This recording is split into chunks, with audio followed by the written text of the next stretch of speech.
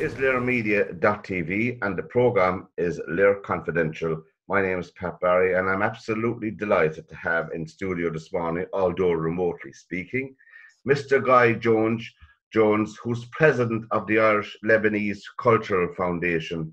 And indeed, welcome Guy to the show and welcome again and nice to see you. Thank you so much for hosting me. Thank you very much for having me. And we're meeting, of course, chatting in these strange circumstances, these appalling tragedy in your country that's really hitting full view today with all the latest pictures coming through. But before we get into that, Guy, the Irish Lebanese Cultural Foundation. Now, what does that do here in this country? This was an idea that came out back in 2001 when the troops came back from Lebanon. I kind of realized that there is nothing that links us anymore. I mean, there was a peacekeeping mission going on between Ireland and Lebanon that went on since 1978. It was very well established. But then there were no links, no, let's say, companies taken on, economy, trade, exchanges, anything like that. So right. I thought it was probably a time to actually start an Irish Lebanese. And no better than the exchange of culture. So that's why it is a cultural foundation. And we picked it up from them. Then it was like September, I believe, 2001. And it's going really, really well, yes. I know I've been at a few of the functions myself, and it's fantastic. But I have to ask you about the fantastic Lebanese food, cuisine, so to speak. We can't let it go without saying that. So there are Lebanese eating places in Ireland, obviously, which is great. Not enough of them, in my opinion. And how does that translate into building up, I suppose, a warmth and an understanding of your country?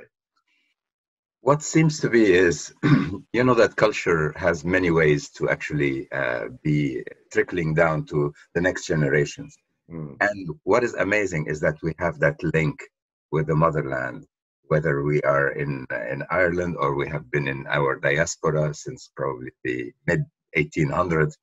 It seems that it is so entrenched and that we are actually able to get our culture across with food. And food is actually one of those cultural medium, really, and it is extremely well. Like I know from my own daughter and I know my son, and I know how they themselves are carrying this culture across, you know. So what about your family? Would they describe themselves as Irish Lebanese or Lebanese Irish? Truly, I would be the Lebanese Irish element. But my daughter is the perfect mix. Yes, she is definitely half her genes are Lebanese and half Irish, and she carries them very well, both of them. I have always said, I think it is in our manifesto, let's say, as Irish Lebanese, saying that to be proud of our Lebanese heritage and to behold to our Irish culture. So, right. Now, I mean, I'm speaking with Mr. Guy Jones, who's president of the Irish Lebanese Cultural Foundation here in Ireland. And now, I suppose we have to get on to the serious matter at hand. And the extraordinary news that came through last Tuesday evening, Wednesday, here in this country of the tragedy, I suppose you would describe it. And that's a word that is apt, I think, after looking at the devastation that was wreaked in the main port, around the main port in Beirut, for people who want to look it up and to look at the geography. Now, what do you know about the blast, Guy? Only the official version so far, because the countries seem to be refusing an international probe into investigate what happened really. That's And from experience with all the assassinations and everything that went on in Lebanon before, that were left on the long finger saying, yeah, we're going to look into it. Yes, we're going to find the truth. And then it goes off the radar altogether. It seems to me that the only way to know for sure what happened is actually an international probe. In this instance, for instance, this reminds me of the big event that happened in 2005, where the probe into Rafiq Hariri was conducted by Angar Dashikon. That's right. I remember that. Okay, so it was, I think, found then that it was at a mega scale that is worth of an international investigation. And there is a tribunal verdict that went out, and it was supposed to be last Friday, which is 2 days ago. Right. And then now it is postponed for the 18th of August. So obviously this verdict is going to pinpoint towards some directions of what happened back in 2005. Take it into the context of 2020 and what happened in the port of Beirut. Seemingly, the official version is a spark had ignited a storage of aluminum nitrate. All the evidence is coming that yes, there was aluminum nitrate. Yes, the quantity was huge. Also, that the experts are saying aluminum nitrate does not ignite on its own. So there is a lot to be digged in. Now let's talk about the effect, because digging into an area where we are not so sure of is a little bit of an absurd kind of trial to get to conclusions. So going back to this, the effect of what happened is equal to 10 times the effect of 300 tons of aluminum nitrate that exploded in Toulouse in 2001. 30 people died in Toulouse, 2,000 and something people injured, and a quarter of the city wiped out. Yeah. Exactly the same kind of context. Multiply this by 10, because we didn't have 300 tons, we had 2,750 tons. Oh my goodness. So it was, in my opinion, an area where it has been hit before. In air raids that happened before, Lebanon has gone through lots of phases. Oh yes. Through its history. Yeah. And that struggle keeps on emerging. I know that the president of France has visited the country and has promised aid, and I no doubt that he'll make good that promise. Also, the United States have sent 2 C-5 planes loads of equipment, to help out as an initial thing. Mm-hmm. And of course, the managing director of the IMF, I was reading about her. She was urging the Lebanese government, not the people, the Lebanese government, to come together, and put aside their divisions, because, as you know, they have difficulties with their debt to the IMF. They had to default a bit in March, but she said, the IMF are still behind giving them aid as well. The international, have you a comment on the international response so far, Guy? Yeah, well, the people in Lebanon have asked Macron during his visit, saying, please do not hand over money to the Lebanese government. Yes. Clear message that we do not trust that this money is going to be used directly to the people affected.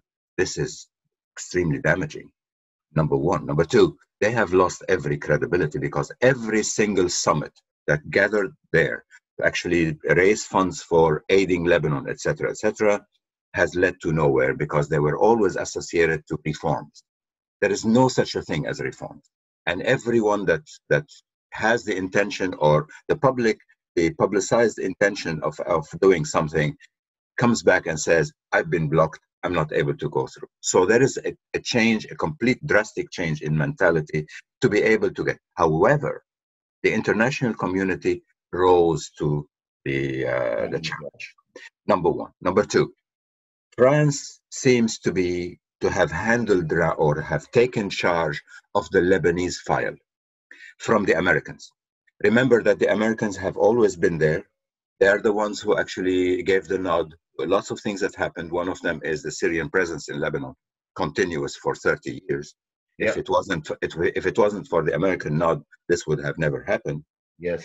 And it seems like at this stage that we lost all faith. We have tried everything. And if Macron and France feels that they are able to handle this task, please feel free. Macron now is engaging with all the Lebanese parties, all of them, even the ones internationally labeled as terrorists, whatever.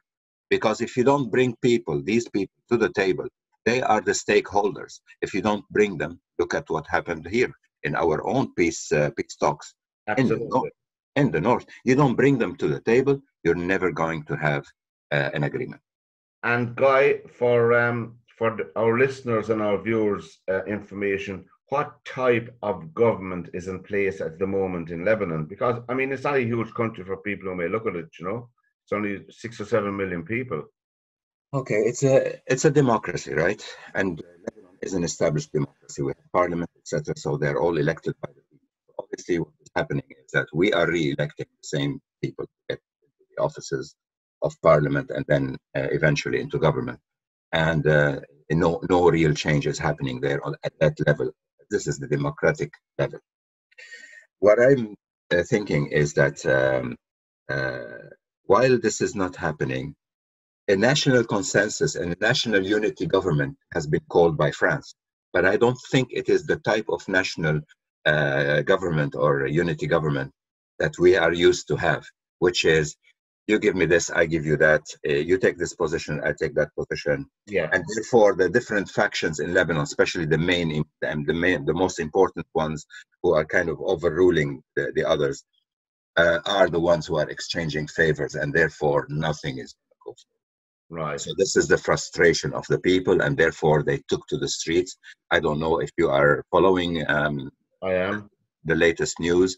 People are in the street. They have it all. Some people have lost everything. They have nothing else to lose. So what is it? You want to take our life? Please do.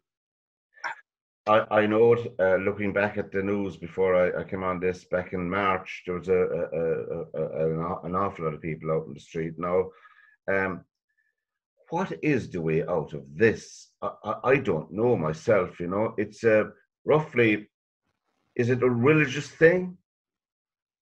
Is it a cultural thing? What is it? Or is it the same old story that a handful of people want to hold power forever, never, never, and not give it up? Is that the kernel of the thing? I go back to what the street is saying at this moment. The street is calling for declaring the state of Lebanon as a failed state.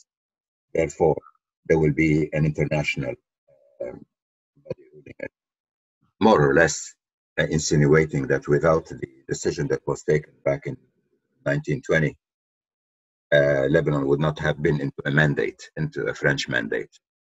Right. In my opinion, if you want to do the reforms, go back to the agreement of 1997 in the Taif Accord. The Taif Accord, where the civil war, it puts an end to the civil war. Yes. All factions reunited, sat down, brokered a new agreement. This agreement has never been implemented, for your information, or if some of it would have been trickled down, a little bit of here, a little bit of there. One of them is removing the character of positions according to your religion. Right. So it would, and then it took away a huge the responsibility of the president as a supreme ruler, and gave it to the cabinet. So the cabinet united is governing Lebanon at the hands of the president of the cabinet, which is the prime minister. So the prime minister now, so more or less, we are in line with what's the different progress of democracy around the world, where the monarch is no longer a monarch, is just a figure, and actually it's the cabinet that rules the country, and the parliament makes the rules. at this moment in time where the people have lost all confidence with the whole set of them, I don't think that there is going to be anything better than having an international implementation of the Taif Accord. I see. Now, how strong is the role of the military in Lebanon? Okay, the military in 2005, when people took to the streets in their millions, were instructed back then to quash the demonstrations. The general who was in charge of the army, chief of staff, decided that no, this is not the position I want to take against the political decision that came to him. And that is what has safeguarded Lebanon from escalating into a civil war. In my opinion, the army is capable of taking something like this, and there would be something like an interim, probably government. If all the elements of the government resign today, it's the army that has to take over as a to keep law and order, so to speak, and keep yes, until an election happens. Yeah, and you think, and what you said there, I was reading a bit about them. There are enough good people in the military to do that. Absolutely. And then on a civilian side of things, just put you in the picture of what it is. Just imagine somebody had lost his father or his mother, and they're lying there in front of them, full of blood and everything, and they know that they've lost them. Would actually leave his own to go and rescue their neighbor who is injured. You should see people down in the street right now. First of all, these youngsters who are coming down, brooms and all, cleaning up because the government is not there to do that. To do it. Yeah, I saw some of the interviews. I was astounded and I was disturbed more than shocked that the authorities, so to speak, weren't on the ground. I'm a total loss. Now the Hezbollah leader, Hassan Nasrallah, said they had nothing to do with the trouble and the explosion. Now, what kind of a role do they play in society today? Okay, let me say that when your annual budget is about $1 billion coming in fresh from Iran, you can do as an organization, you can do amazing work. They have an infrastructure. They have schools, universities, hospitals, social service, retirement plans, a state within the state. A full army, extremely well trained because they have a very solid experience now in Syria. And to go back to Hezbollah, I mean, Hezbollah is different than the war in 1975, if you remember, where we had the Palestinians coming out and the PLO, right? This was the time probably that you are very, very familiar with. I am, having served in the Lebanon. Yeah. This is totally different. Here you're talking about people who are your own people. They are your own citizens. We are as Lebanese as anyone else. This is the statement that we're making. So what you're talking about is, are we going to take onto the street to oppose the policies of Hezbollah and therefore create a civil war? Is this what the international community wants us to do? Or would we bring the stakeholders and bring them to talk? And bringing people to talk is not easy. You actually have to clip wings here, clip wings there, make it difficult for them to go progress so they can return back and actually analyze their situation and say, the only way forward is to sit on the table. And we know that from our North experience, so we know very well how it works. Well, I mean, this is LíR Confidential here on LíRmedia.tv, and my guest today is Mr. Guy Jones, President of the Irish Lebanese Cultural Foundation, and we're speaking about the appalling news coming out of his country, which is very, very disturbing indeed. There's over, as Guy was just reading, there's over up towards of 300,000 people homeless, and what people may not realize, the whole infrastructure like electricity, water, sewage, everything is gone. People don't realize that every single thing is gone, flattened. And the latest figure is 158 dead or something like that, which is, and I read as well that the wife of the Dutch ambassador passed away from her injuries as well. And that there's 45 Syrians or something died as well. What are the ties between Lebanon and Iran? Are they very historical? Um, Not initially. The ties are through religion. But again, when you talk about religion, even in the Shia, you know, Iran is a Shia, and even in the Shia, there are two streams who are more or less ideologically opposed, and they do exist both of them in Lebanon. So we can't actually just label those ties only to the religion only. We do not have a market for Lebanese products in Iran, so we don't have economic ties that would say that, oh, we can't sever, we cannot live without. The only exception is that if you're tackling something, you have to tackle it right, you tackle it from the top. All this avoiding a direct conflict with Iran at this moment is actually, as you know, in the Gulf, as you know, in the Yemen, as you know, in Iraq, they have a very strong hand in what's going on there. This is not something that a small country like Lebanon has to suffer or endure, because there is a regional and there is an international conflict about Iran and their role in the world. If the Lebanese were any smarter, they would have used these contacts to their benefit, i.e., what is the best thing that we can get from Iran? What is the best thing that we can get from France? What is the best thing? You know what I'm saying? Yeah, I do. We don't have that kind of, Clout. not clout. We don't have that kind of a policy forward thinking where you're looking at the benefit of your own country. No, we adopt causes. We are ready to ransack our own countries just because we are adopting some other people's agenda. You know what I'm saying? I do. It's a sorry state of. It is. And historically, who would Lebanon be? Who would historically speaking, who would their main markets be? Their main trading people, partners, if you like. Always been in the last years, UAE and Saudi.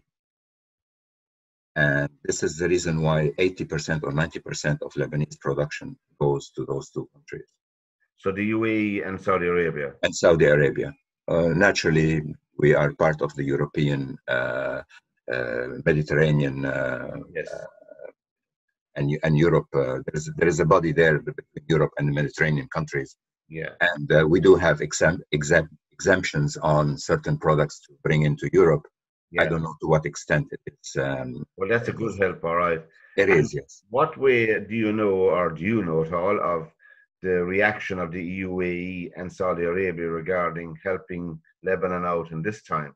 They jumped immediately. There are planes coming in, and the response was quick, knowing that, diplomatically speaking, they had cut and severed their relations with Lebanon because of the political speech, and our foreign affairs have not really done a good job on maintaining good relations with those countries. And has Lebanon, what I found surprising, Lebanon doesn't have diplomatic ties with the Republic of Ireland, does it? We do. We are based actually in. The embassy is based in London, but we right. and they're acting as Ireland and United Kingdom, but we don't have a presence here except for the Irish Lebanese Cultural Foundation, which does used to do lots of groundwork for the embassy. Yeah, and it's been fantastic in forging links anyway, the foundation as you know yourself. Now, going forward, Guy, obviously America sent in the planes. I think America, I suppose there's a lot of positive and negatives with big countries, but I think that when they sent in the aid, I think they genuinely mean that anyway, And I don't know, on the ground yourself, what's the latest information for the generation coming up now, the young people in Lebanon, they were saying there on one of the news channels I was looking at, there's going to be a mass exodus of young people out of the country. True, but going where? Remember, we're all in COVID. We are all in COVID. Remember our own 2008 here in Ireland. People who couldn't find work actually emigrated to Canada, to Australia. There was work. Now you go where? Where do you go? So that's the reason why I don't believe that there's going to be a massive exodus. I believe that the best charity is actually to create jobs and create opportunities in Lebanon for these young people to remain there. I have now 44 years outside the country. I left in 1976. I understand what's the meaning of being abroad or living abroad. You know, it's not oh yeah, just go in and collect money because they grow on trees here. You know what I'm saying? Oh, I do. You work very hard in your life to get there. So and then your family suffers, and then it's a whole complicated issue. Immigration is not something. And you have still family and relations in Lebanon. Yeah, true. And cousins and uncles, and yeah, exactly. And you get a chance to visit them often? I go to Lebanon about 3 to 4 times a year, because as long as my mom is there, I will be going. Your mom is there? Yeah. How is she? Yeah, she's fine. I contacted her first, and she was frightened, but she. What age is she, if you don't mind me asking? She's about 83, 84, I think. Oh, because we got good fresh air, good air, and good food, of course. You know, the mammy. Now, the government in Lebanon has arrested 16 people in connection with this blast already. You know, I was looking on the lines. There are people in charge of the port and all of that. What do you think is the real cause of this blast? The more I read, the more I find that there is a lot of layers and unanswered questions. The ship that was hired by a Russian investor.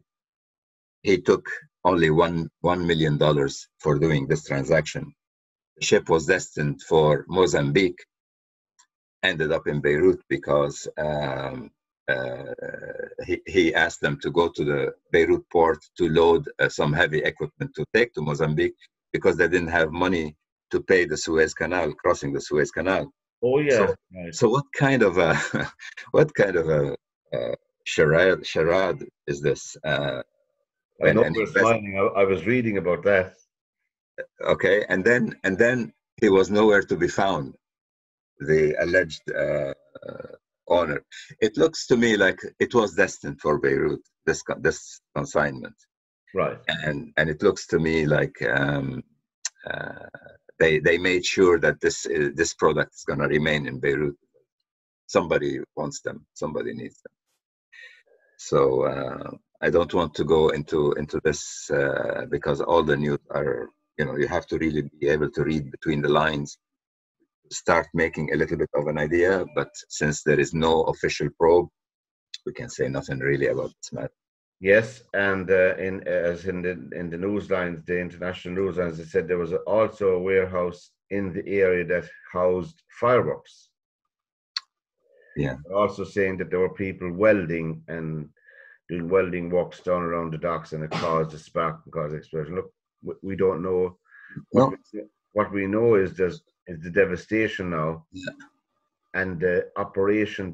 I think it's time for the international community to really forget about these petty squabbles, forget about these factions, these groups. Look at the real people on the ground. Look at the Lebanese people on the ground who are disenfranchised over this awful tragedy, and get together and look, forget about, as I said, forget about religion, forget about things, deal with real people on the ground. That'll be my opinion. And as you said, Guy, it's time for the international community to come together, get everybody together, like, as you said, clip their wings a bit, all the factions and all groups, and look, make this the country that it deserves to be for the citizens of Lebanon. Every human life counts. And this devastating effect of the bomb like we have never seen in ages. You were in the military. I had some, Yeah. And I've never seen an explosion like this. Never experienced an explosion. So this is way, way above a catastrophe. Okay, in every sense.